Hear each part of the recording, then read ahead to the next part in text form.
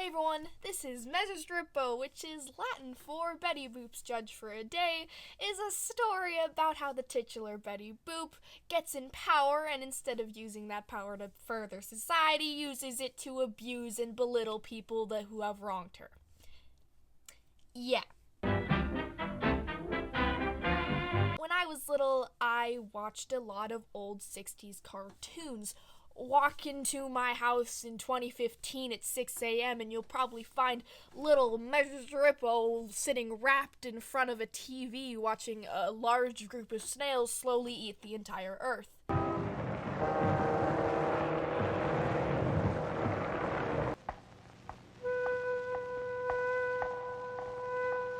we're not talking about man-eating snails and mobster birds and Popeye as much as I want to. Today we're going to be talking about Betty Boop. Now this episode is about where Betty Boop just goes to her job, and throughout going to the courthouse, she keeps getting annoyed by these pests, minor inconveniences, getting mud splattered on you by a passing car. She goes to the courthouse, cleaning up all her stuff and being like, oh my gosh, people are pests, I hate them, blah, blah, blah, blah, normal so far. But where it gets strange is that she uses her power and position. She daydreams about how she would punish these pests by putting them out in the public park and torturing them. There are many tortures that Betty Boop thinks of and shows in this public park.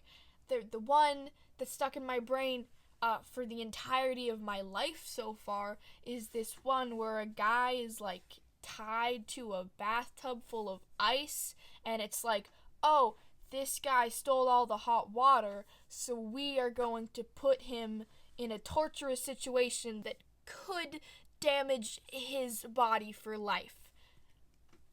And all the people watching laugh and jeer at the torture that these people are enduring. The shadow. It seems like something out of Andor, where those alien screams totally destroys Bix's mind. I feel like this is bad stuff, bro. Betty Boop is singing about this daydream in her head, and all of these people hear it, rush into the courthouse and are like, please do this in real life. Do not keep it in your terrifying daydreams. We want you to be a judge because you are torturing basically innocent people. So there are two main ideas that I want to talk about in this cartoon. Now the first one is justice. Now Betty Boop sees justice in a very certain way, and I think the Bible says it best when it's an eye for an eye and a tooth for a tooth. Now, this mentality kind of works. I mean, if someone steals your pig, you would want one pig right back, Give a pig because you took a pig. That makes sense. But when you bring it to a bigger scale, especially with human life involved, that's where it gets a little tricky. So say I or someone else murders your best friend. Sorry, went to 0 to 20 in literally 5 seconds, but say someone murders your best friend. Eye for an eye mentality states that since someone killed your best friend, the victim has every right to kill the murderer's best friend. Now this mentality doesn't work because if everybody was killing each other's best friends, eventually no one would be alive on planet Earth. But y'all know that the cycle of violence and eye for an eye, tooth for tooth mentality doesn't work on a bigger scale. But it's still very interesting to see this at play in this cartoon, especially a cartoon that is supposed to be for children. And even on a smaller scale, eye for an eye mentality can be very harmful. Okay, away from murders, let's talk about cookies. So, when you're a kid you want everything to be exactly fair. You know, your sister gets a big cookie, you should get the cookie with the exact same size. And sure, that mentality totally makes sense to a first grader. Most first graders don't think about how you got to lick the spoon with the cookie dough and your sister didn't. So that's why your sister got a bigger cookie, because technically you got something she didn't, so you get a smaller cookie. And maybe your mom lets you get to pick your second cookie first, so you can get the biggest second cookie. One of my favorite books that talks about this idea is a Clementine book, actually.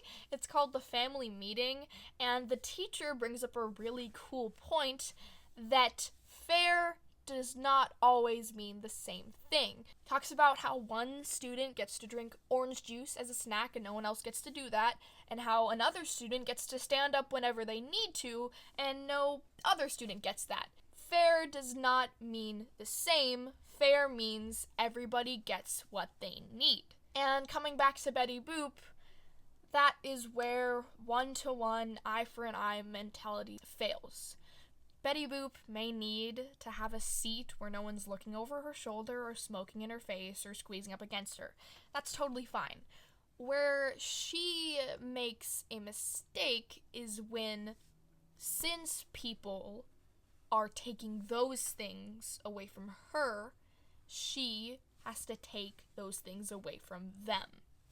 Eye for an eye, tooth for a tooth. But you might be wondering, what's the next thing that I want to talk about?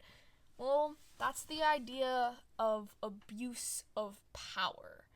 The idea that immediately when Betty Boop gets power, becomes a judge, she uses it to further her ego, herself. Does not sound like any politician I know. But Betty Boop goes farther. She uses her power to hurt other people that she deems as guilty. Now, if you just look at this with a superficial eye, these people probably don't even know that they're being pests because Betty Boop doesn't tell them to stop. These people are not guilty, but she deems them as so. So, she literally tortures them publicly. They basically annoyed someone who is unstable and in a position of power, so they get burned for it. Does not sound like anything I have heard of before. Yes, Betty Boop misuses her power to hurt people that are innocent. And she does it in public because she and the public don't care because they have deemed these people as guilty. Does not sound like anything I have seen. The idea that you annoy the wrong person in power and suddenly you're gonna be tortured and hurt for it just because they don't personally like you. And like I said, this cartoon ends with Betty Boop actually becoming a judge because the public like seeing her hurt people who they also deem as guilty. Yeah, they elect someone that actively hates a certain group of people because they want to see that certain group of people hurt. Gee, this definitely doesn't sound like someone I know.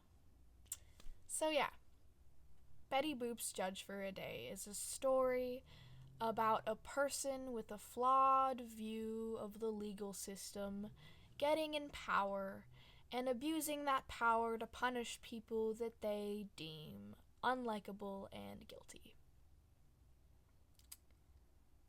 This is not a really fun video to talk about,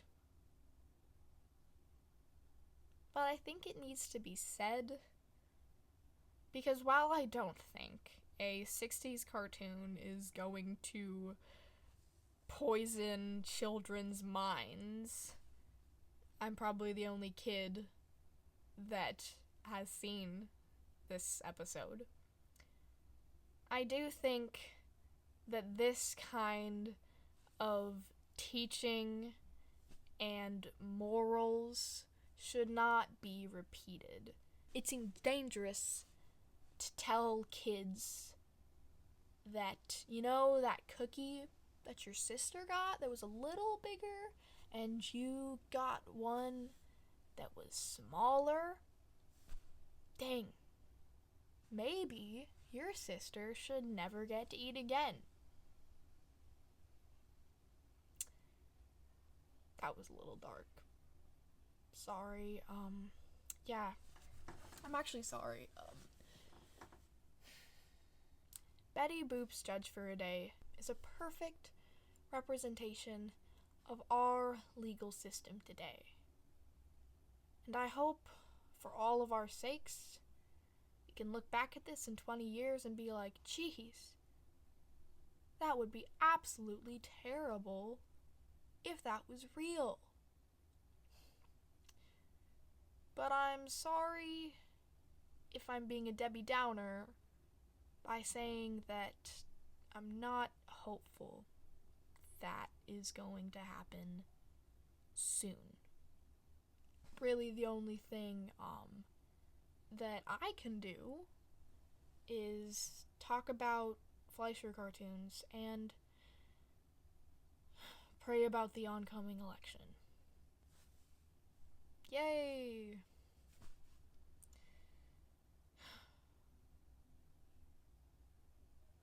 Thank you for watching.